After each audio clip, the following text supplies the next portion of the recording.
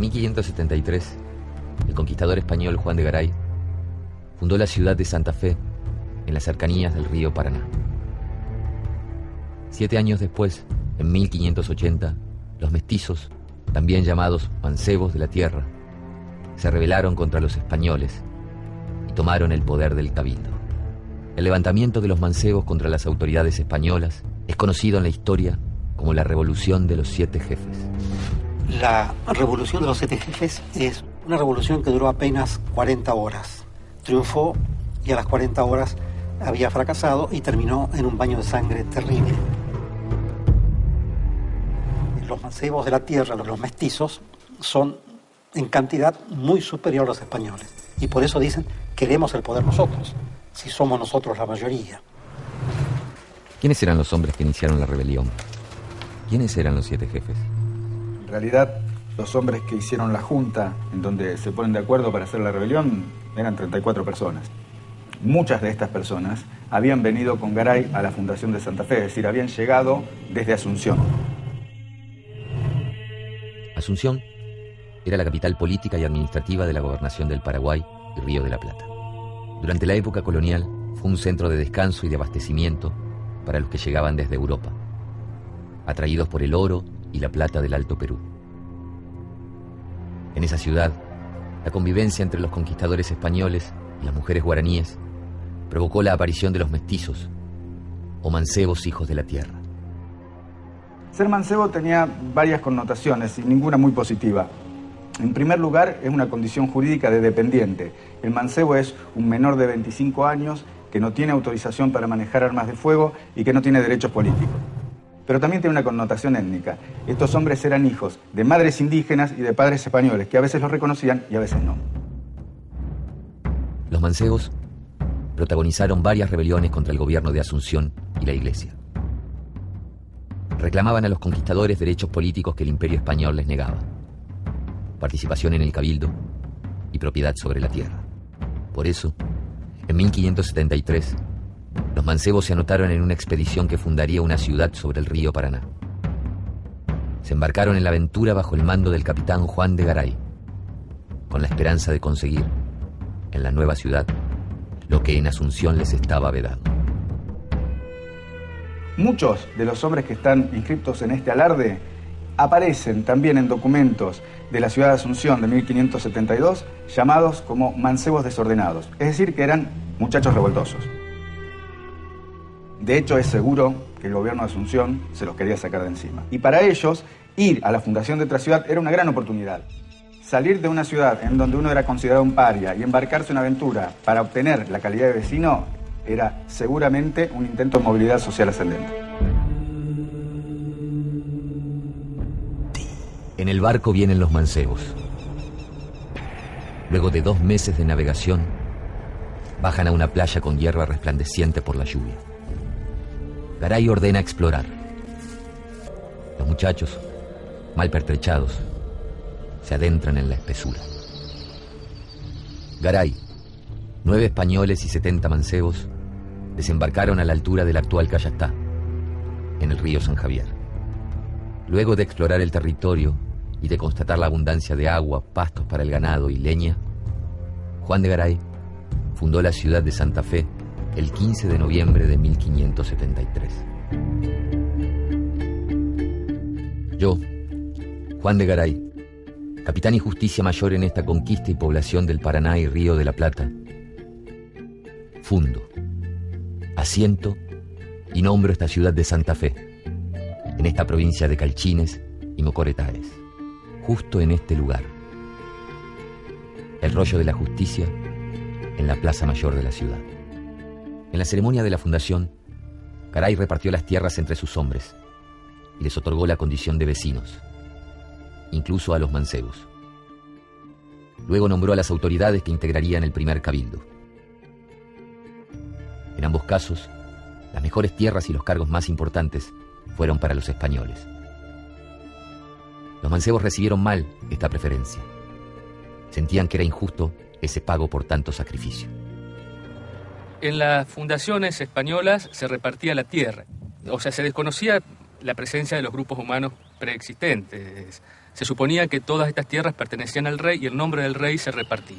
Solares para que construyeran sus casas los vecinos, y ya fuera de la traza de la ciudad, chacras, donde se cultivaba cereales para el abastecimiento local, y más lejos de esas chacras, tierras para estancias, es decir, para la cría de ganado. Todos participan del reparto de la tierra, que está probado documentalmente, y si bien tenían algún tipo de participación en el gobierno local, eran minoritarios y no ocupaban los cargos más importantes. Mientras Santa Fe crecía y se transformaba en un cruce fundamental de rutas comerciales entre Asunción y el Alto Perú, los mancebos cuidaban sus chacras, criaban ganados y defendían la ciudad de los ataques indígenas. Pero en poco tiempo, el tranquilo pueblo sería lugar de disputas y conflictos. Sumado al viejo malestar por el reparto de la tierra y de los cargos en el cabildo, desata el odio de los mancebos y los decide a tomar el poder. Para llevar adelante el plan, buscaron el apoyo político de un enemigo de Garay, el gobernador del Tucumán, Gonzalo de Abreu.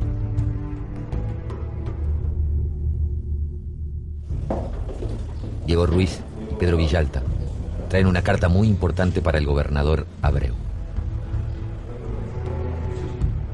Los mancebos, descontentos con Garay, le ofrecen su lealtad y su apoyo para poner la ciudad bajo su mando, pero le exigen que no sea el pago y galardón que Joan de Garay nos ha dado, que es dar lo mejor a los que vinieron a manera de decir ayer, y los que venimos a poblar la tierra, estamos en la mira como badajos pobres y abatidos.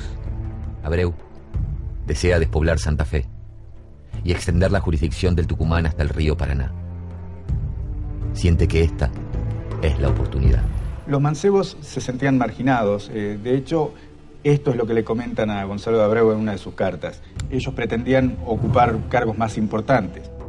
Es decir, el proyecto que haría extender el poblamiento desde el Tucumán hacia el río de la Plata.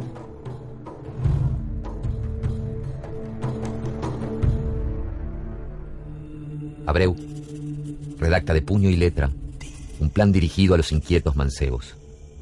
Por el camino del Tucumán, los rebeldes Pedro Villalta y Diego Ruiz apuran el galope de sus caballos. Llevan en las alforjas las instrucciones del gobernador.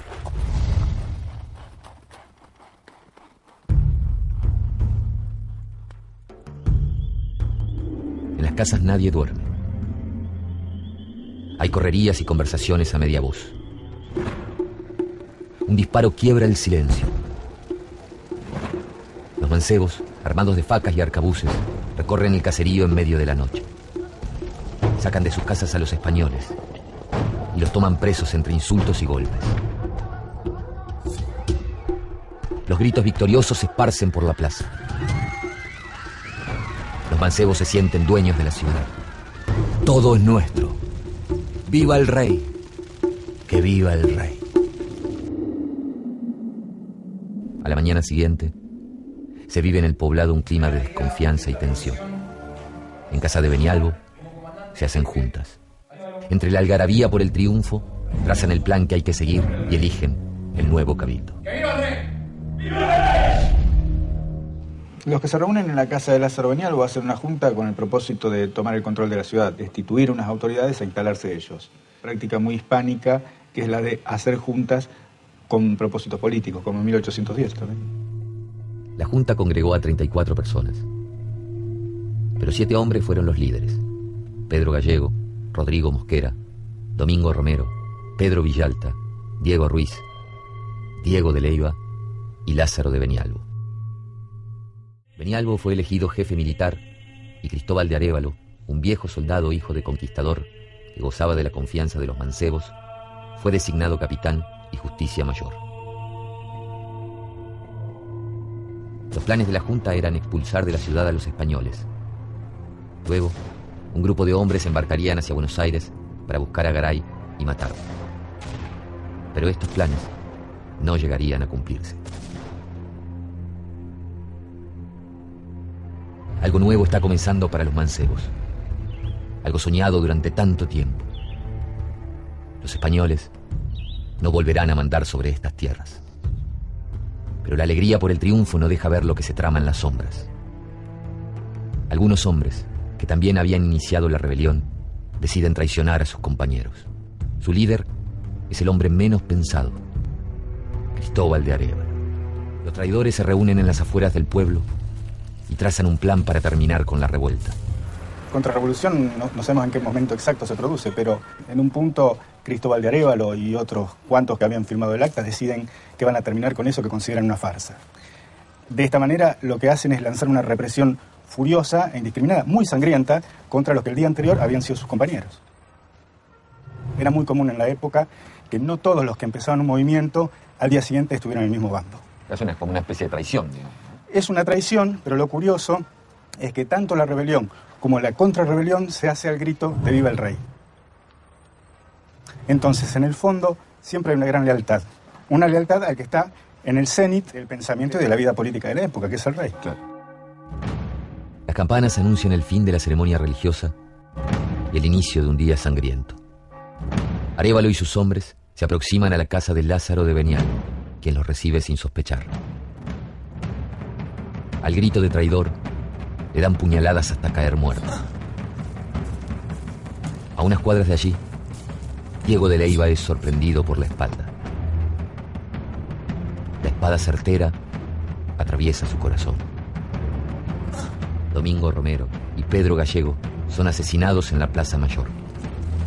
Diego Ruiz es llevado al rollo de la justicia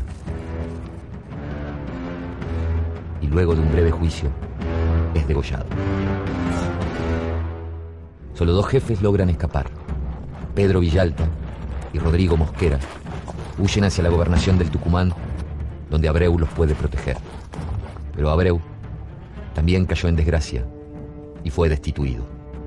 Hernando de Lerma, el nuevo gobernador, acusa a los mancebos de traición y los decapita.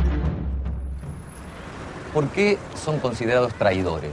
Al ser considerados traidores, estos rebeldes pudieron ser tratados con un procedimiento especial que es el de justicia sumaria, porque de esta manera quedaban justificados los ajusticiamientos rápidos que hicieron en el medio de la plaza, por ejemplo. Lo que hicieron con las cabezas después es mucho más terrible. Tomaron las cabezas de varios de los rebeldes ajusticiados y 4 de ellas por lo menos las pusieron en las puertas de la ciudad, es decir, en los caminos por donde se llegaba y se salía de Santa Fe. Esto tiene un valor pedagógico enorme. ¿Qué quiere decir? Aquí, a los que se rebelan contra la autoridad del rey, les pasa esto. Corre en el poblado un escalofrío de muerte. El pardo caserío es todo como un sepulcro. Se respira un aire de tragedia entre el llorar de huérfanos y el desconsolado gemir de las viudas. El primer día de junio de 1580, los 7 jefes de la rebelión han muerto. Para mí fue una rebelión, yo no hablaría de revolución. En ningún momento ellos hacen nada en contra de la monarquía ni intentan separarse de España. Sencillamente intentan cambiar, digamos, el timón de mando de la ciudad. ¿Y por qué esto entonces pasa a la historia con el nombre de revolución? Bueno, mira, yo creo que lo del mote de revolución para esta rebelión es algo posterior. Ningún coetáneo lo llamó revolución. Siempre se llama motín, alzamiento, rebelión. Sin embargo, las historiografías nacionalistas del siglo XX trataron de ubicar una serie de acontecimientos como antecedentes de la Revolución de Mayo. Y en este tren cayeron, por ejemplo, la rebelión de los 7 jefes o la rebelión de Tupac Amaru. Sin embargo, el hecho de que no haya sido una revolución no le quita a esto importancia. Lo que sí es importante es ubicar un fenómeno en el momento, el lugar, en el contexto en que ocurrió y no ponerle nombres que no merece, ¿no? La rebelión murió antes de nacer, y con ella el sueño de los mancebos de gobernar su tierra. Fueron asesinados y sus familias desaparecieron de la vida santafesina. Los rebeldes buscaban una mejor posición social, pero esto no era posible en el sistema que había consolidado Garay, y pagaron con su vida el anhelo de valer más. En cambio, los contrarrebeldes recibieron tierras y ganado, convirtiéndose en los beneméritos, un grupo que controlaría el cabildo durante 3 décadas. De esta manera, fueron premiados por aliarse a los españoles y asesinar a sus compañeros de revuelta. Fue, curiosamente, un premio a la lealtad de los traidores. Queremos el poder nosotros, si somos nosotros la mayoría.